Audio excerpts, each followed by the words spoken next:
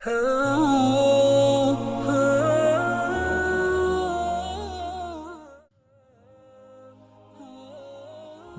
منورہ کے مسافات میں ایک جامعہ مسجد کے خطیب کی ایک خوبصورت بیٹی تھی جو جامعہ میں پڑھتی تھی۔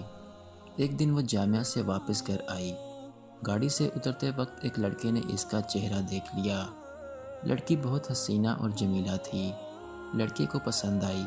اس نے پتہ کیا لڑکی خطیب صاحب کی بیٹی تھی۔ لڑکے نے اسی دن سے صف اول میں نماز پڑھنے کا اہتمام شروع کیا۔ اذان سنتے ہی وہ مسجد کے دروازے پر پہنچ جاتا۔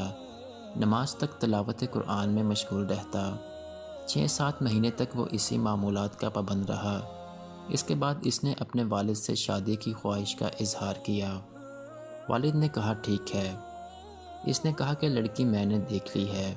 والد کے پوچھنے پر اس نے خطیب صاحب کی بیٹی کے بارے میں بتایا۔ اس نے کہا یہ تو بہت اچھی بات ہے، امام صاحب سے ملتے ہیں۔ عمادین محلہ کے ساتھ امام مسجد کی خدمت میں حاضر ہوئے۔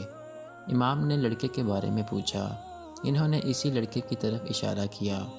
خطیب نے لڑکے کی دینداری کو دیکھ کر رشتہ لڑکی سے مشورہ کرنے اور رضامندی ظاہر کرنے پر قبول کیا۔ چنانچہ رشتہ طے ہوا۔ 6-7 ماہ بعد شادی ہوئی۔ شادی کے کچھ عرصہ بعد لڑکے نے نماز پڑھنے میں سستی شروع کر دی اور 1-2 ماہ بعد لڑکے نے داڑھی بھی کاٹ دی۔ گھر آنے پر لڑکی نے سخت ناراضگی کا اظہار کیا۔ اس نے کہا کہ یہ نمازیں تو میں تمہیں حاصل کرنے کے لیے پڑھ رہا تھا، اب مقصد حاصل ہو چکا ہے، اب کیا ضرورت؟ لڑکی یہ سن کر بہت افسردہ خاطر ہوئی اور جا کر والد صاحب سے کہا کہ اس بے دین کے ساتھ ایک دن نہیں رہنا چاہتی۔ یہ معاملہ محکمہ عدل تک پہنچ گیا۔ قاضی نے دونوں میں تفریق کا فیصلہ کیا۔ لڑکا بہت پریشان ہوا۔ اس نے بہت کوشش کی لیکن لڑکی کو دوبارہ نہ پا سکا۔ لڑکے نے ایک جادوگر سے مدد حاصل کرنے کا فیصلہ کیا۔ جادوگر نے بڑی رقم ادا کرنے کا مطالبہ کیا۔ لڑکے نے سارے پیسے پیشگی ادا کیے۔ کچھ دن گزرنے کے بعد جادوگر نے مزید پیسوں کا مطالبہ کیا۔ لڑکے نے فی الفور وہ بھی ادا کیے اور کہا کہ کام ہو جانا چاہیے، پیسوں کی فکر نہ کریں۔ 1 ماہ بعد جادوگر نے لڑکے کو بتایا، آ جاؤ اپنے پیسے لے جاؤ، تمہارا کام کسی صورت میں ممکن نہیں ہے۔ جب وہ لڑکا جادوگر کے کمرے میں پہنچا تو جادوگر ایک بڑا چاقو ہاتھ میں لیے کھڑا ہے۔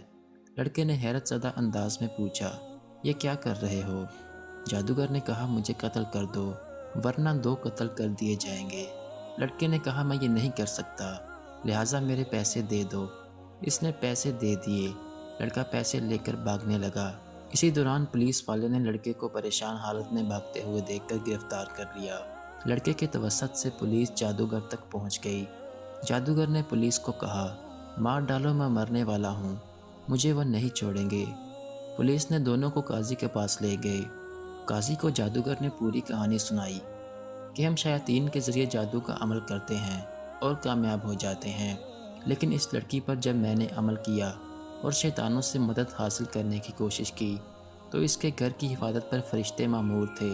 پھر میں نے دوسرا عمل کیا، تب بھی فرشتے مامور تھے، لیکن پہلے سے تعداد میں زیادہ۔ اس کے بعد میں نے رئیس الشیاطین سے مدد لینے کی کوشش کی۔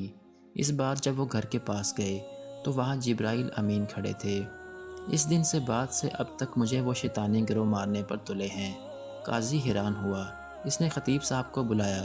جب امام صاحب تشریف لائے تو انہوں نے پوچھا کیا عمل کرتے ہو کہ فرشتے آپ کے گھر کی حفاظت پر مامور ہیں؟